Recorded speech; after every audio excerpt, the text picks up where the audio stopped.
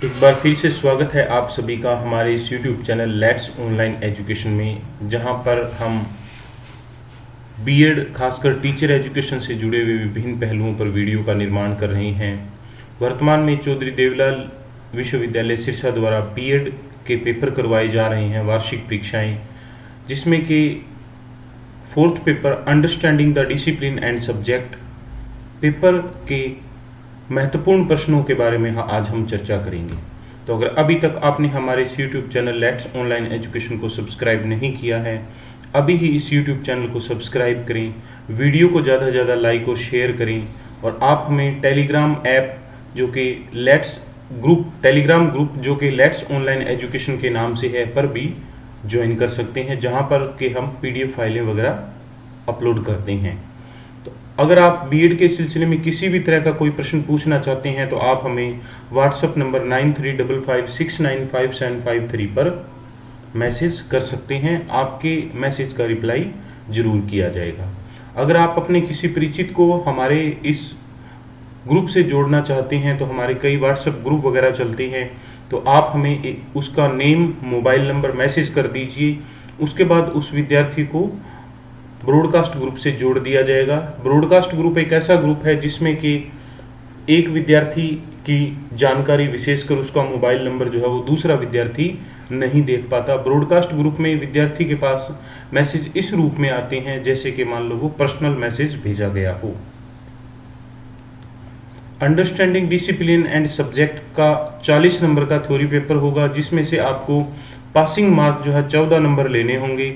3 घंटे का पेपर होगा। 10 नंबर की इंटरनल में से आपके 7 या 8 नंबर आराम से लगाए जा सकते हैं, लेकिन फिर भी 40 नंबर में से आपको 14 यानी कि 14 मार्क जो है वो लेने अति आवश्यक हैं। चौधरी देवलाल यूनिवर्सिटी द्वारा कोविड-19 के कारण इस बार बीएड की वार्षिक परीक्षा में ये फॉर्मूला लागू किया गया है कि आप कोई भी 5 क्वेश्चन जो है वो अटेम्प्ट कर सकते हैं, एनी 5, यानी कि जहां आपको प्रत्येक यूनिट में से 2 लॉन्ग आंसर टाइप क्वेश्चन में से केवल एक ही करना होता था, वहां अब 2 की बजाय आप अगर एक प्रश्न भी कर देते हैं तो आपका 2 प्रश्नों में से एक प्रश्न करने की बजाय अगर आप दोनों प्रश्न भी कर देते हैं तो वो आपके मान्य होंगे। इस सिलसिले में अभी तक चौधरी देवलाल यूनिवर्सिटी का कोई ऑफिशियली नोटिस जारी नहीं हुआ है, लेकिन फिर भी सभी एग्जाम सेंटर पर यह बात जो है वर्बली बोली गई है। इस सिलसिले में काफ़ी एग्जाम सेंटर पर पेपर दे रहे विद्यार्थियों ने हमें व्हाट्सएप मैसेज किए थे या फ़ोन कॉल भी किए थे। यूनिट फर्स्ट लास्ट ईयर जो पूछा गया था उसमें स्पिरिचुअल सोसाइटी यानी कि आध्यात्मिक जो समाज है उसके बारे में एक तरह से एक प्रश्न पूछा गया था। दूसरा पहला जो शॉर्ट आंसर क्वेश्चन ये था।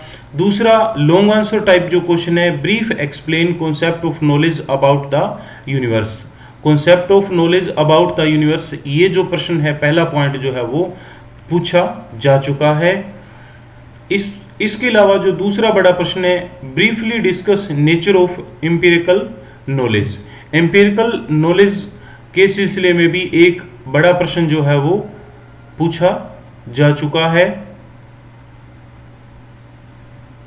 अब इसके बाद में अगर बड़े प्रश्न की हम बात करें तो यहां नॉलेज के बारे में पूछते हुए नॉलेज के जो एक तरह से अलग अलग various theory of knowledge, knowledge की जो अलग अलग थ्योरियां हैं उनके बारे में प्रश्न पूछे जाने की संभावना बनती है। यानी कि एक तो ये पूछा जा सकता है कि नॉलेज क्या है, और दूसरा इसमें वेरियस थ्योरी ऑफ नॉलेज है, ज्ञान की जो एक तरह से थ्योरी जो बनाई गई हैं उनके बारे में यहाँ प्रश्न पूछा जा सकता है। इसके अलावा एक बड़ा प्रश्न जो है वो और बनता है जो कि यहाँ इस टॉपिक को लेकर के पूछा जा सकता है। तो इस टॉपिक को भी आप यहाँ अच्छे से याद कर लें। यानी कि जो 2 बड़े प्रश्न पूछे जाने की संभावना बनती है वो वेरियस थ्योरी ऑफ नॉलेज और discipline subject along with the growth of knowledge. इन टॉपिकों को ध्यान में रखते हुए आप जो लॉन्ग आंसर टाइप प्रश्न बनते हैं उनकी तैयारी जरूर कर लें। यूनिट नंबर 2 में लास्ट टाइम साइंटिफिक नॉलेज यानी कि जो वैज्ञानिक ज्ञान है के बारे में बड़ा प्रश्न जो है वो पूछा, शॉर्ट आंसर टाइप प्रश्न पूछा जा चुका है। ठीक इसी तरह लॉन्ग आंसर टाइप में brief explain education as discipline and education as practice. तो ये लॉन्ग आंसर टाइप क्वेश्चन जो है वो फर्स्ट पार्ट को लेकर के पूछा जा चुका है, education as a discipline, education as a practice. Last year ये लॉन्ग आंसर टाइप क्वेश्चन में पूछा जा चुका है।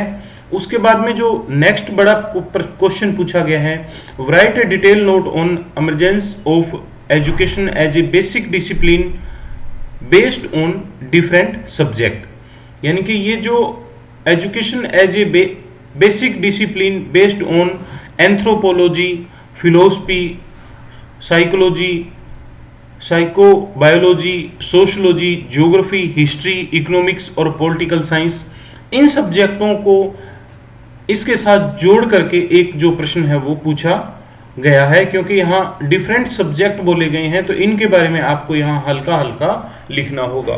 तो इस यूनिट में भी कोई इतने ज्यादा प्रश्न नहीं बनते हैं, तो क्वेश्चन रिपीट होने की संभावना जो है वो ज्यादा बनती है, इसलिए आप इन प्रश्नों को एक बार फिर से पढ़ लें। क्योंकि इसमें विशेषकर एंथ्रोपोलॉजी और साइकोलॉजी, सोशोलॉजी जो सब्जेक्ट हैं इनको आप इसके साथ जोड़ करके पढ़ लें। मानव शास्त्र और मनोविज्ञान, इसी तरह साइकोलॉजी जो सब्जेक्ट है, मनोविज्ञान, क्योंकि इस सिलसिले में आप एक बहुत अच्छा पेपर दे चुके हैं, और इसी तरह एक सब्जेक्ट है सोशोलॉजी। तो इनको जोड़ करके आप इस प्रश्न को एक बार अच्छे से याद कर लीजिए, क्योंकि इस यूनिट में ये प्रश्न दोबारा रिपीट होने की संभावना जो है वो ज़्यादा बनती है, या फिर वो कुछ ऐसा क्रिटिकल प्रश्न दे सकते हैं।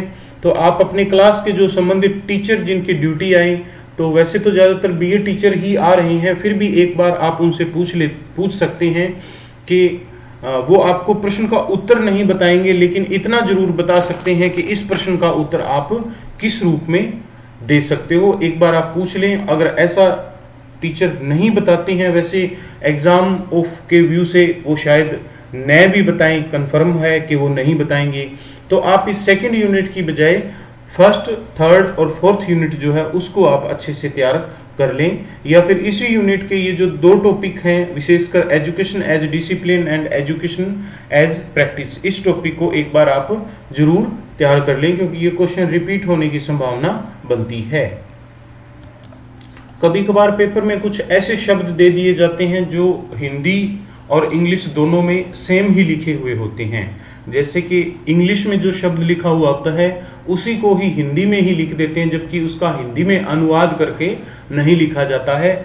कभी कभार ऐसा होता है, अक्सर ऐसा नहीं होता है। तो इस तरह की अगर कोई समस्या आती है तो आप अपने संबंधित टीचर से जरूर पूछ लें। यूनिट नंबर 3 में शॉर्ट आंसर टाइप पूछा गया है, bread and butter aim. Bread and butter aim. Long answer type में पूछा गया, what is progressive education, explain its different characteristics. तो प्रोग्रेसिव एजुकेशन है उसके बारे में यहां पूछा गया है, और इसकी जो विशेषताएं हैं वो आपको यहां लिखनी होगी। तो प्रोग्रेसिव एजुकेशन यूनिट नंबर 3 का एक पार्ट के रूप में पूछा गया है।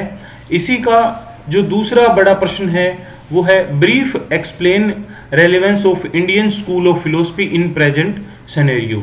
यानी भारतीय जो एक तरह से फिलोसफी है, भारतीय दर्शन है, उसकी वर्तमान में एक तरह से क्या रेलेवेंस है, क्या उपयोगिता है। तो relevance of Indian school of philosophy in present time. तो यहाँ प्रेजेंट टाइम ये प्रश्न जो है यहाँ पूछा जा चुका है कि वर्तमान समय में भारतीय दर्शन की क्या एक तरह से उपयोगिता है, औचित्य है, या क्या इसका एक तरह से रिलेशन टाइप में पूछा गया है। इसके बाद में बड़े प्रश्न की अगर हम बात करें, logic and philosophy of education as a discipline. इस प्रश्न को आप अच्छे से स्टडी कर लें, क्योंकि अब ये प्रश्न जो है वो लॉन्ग आंसर टाइप में पूछे जाने की पूरी संभावना बनती है। Logic and philosophy of education as a discipline.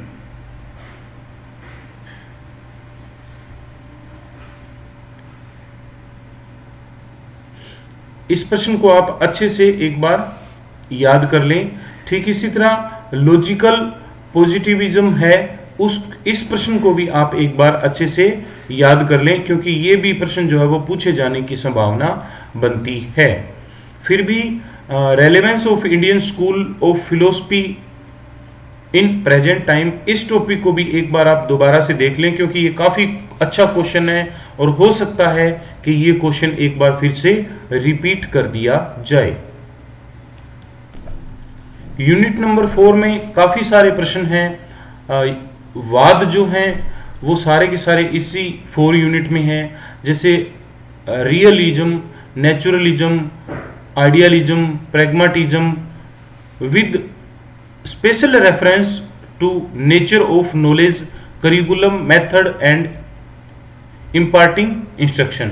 यानी कि ये जो वाद हैं, इन सभी वाद में इनका नेचर ऑफ नॉलेज क्या है, ज्ञान की प्रकृति क्या है, इन वाद के अनुसार पाठ्यक्रम क्या है, पढ़ाने की विधियां क्या है, इन सभी टॉपिक के सिलसिले में आपको इन वाद के बारे में पढ़ना होगा।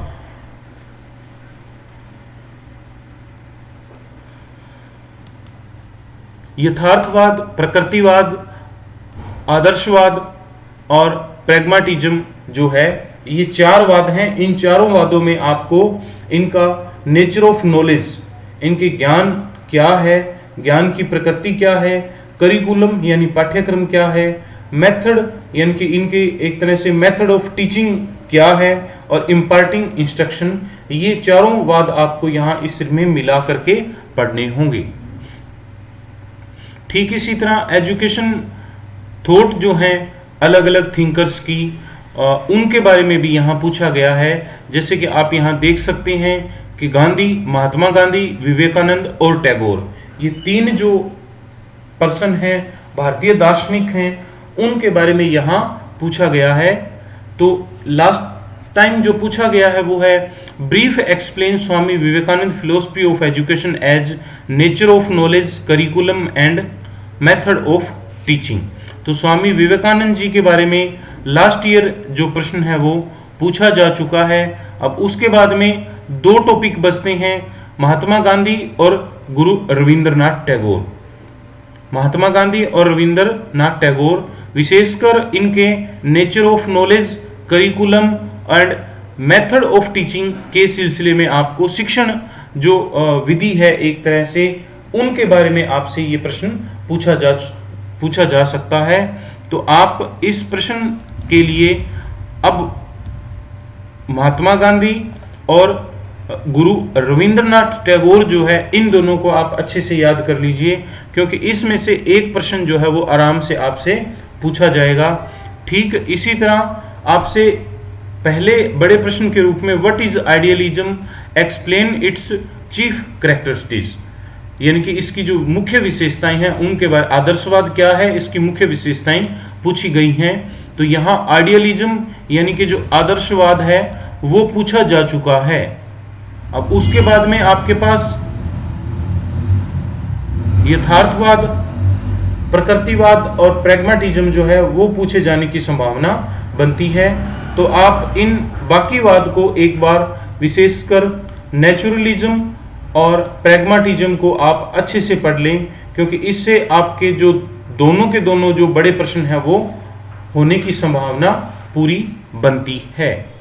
अगर इसी तरह की आप और बहुउपयोगी वीडियो प्राप्त करना चाहते हैं तो आप इस YouTube चैनल को सब्सक्राइब करें, वीडियो को ज़्यादा से ज़्यादा लाइक और शेयर करें, इसे कुछ WhatsApp ग्रुप में शेयर भी कर दें, ताकि ज़्यादा से ज़्यादा विद्यार्थियों तक इस वीडियो के माध्यम से नॉलेज मिल सके, विद्यार्थियों के अच्छे अंक आ सकें। अगर आप अपने किसी बीएड के कुलीग, सहपाठी का हमसे जुड़वाना चाहते हैं तो आप उसका मोबाइल नंबर, नेम हमें WhatsApp नंबर जो है हमारा 9355695753 पर मैसेज कर दें। आपके उस जानकार विद्यार्थी को इस ग्रुप में जोड़ दिया जाएगा, जिससे कि उसे ब्रॉडकास्ट के रूप में डायरेक्ट मैसेज मिलने शुरू हो जाएंगे, जो कि एक तरह से पर्सनल मैसेज की तरह आएंगे। आपके उस जानकार विद्यार्थी का मोबाइल नंबर जो है वो किसी दूसरे मेंबर को पता नहीं लग पाएगा। धन्यवाद।